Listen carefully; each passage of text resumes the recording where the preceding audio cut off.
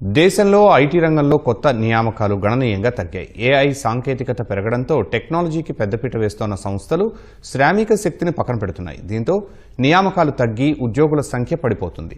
దీంతో గత 2 ఏళ్లుగా ఐటీ రంగంలో ఉద్యోగ నియామకాలు దాదాపు శూన్యమని క్వెస్ సంస్థ వెల్లడించింది.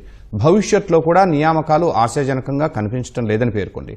అటు లే ఆఫ్లు కూడా భారీగా ఉండడంతో ఐటీ ఉద్యోగులంతా అభద్రతా భావంతో పనిచేస్తున్నారు. దేశంలో ఐటీ రంగంలో ఉద్యోగ నియామక మాంద్యం కొనసాగుతోంది.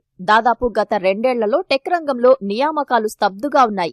ఈ మేరకు క్వెస్ కార్ప్ సంస్థ వెల్లడించింది. గత 6-7 త్రైమాసికాల నుంచి ఐటీ రంగంలో ఉద్యోగ నియామకాలు దాదాపు శూన్యమని క్వెస్ సీఈఓ గురుప్రసాద్ శ్రీనివాసన్ తెలిపారు. వచ్చే క్వార్టర్లో కూడా డిమాండ్ పెరిగేలా కనిపించడం లేదని పేర్కొన్నారు.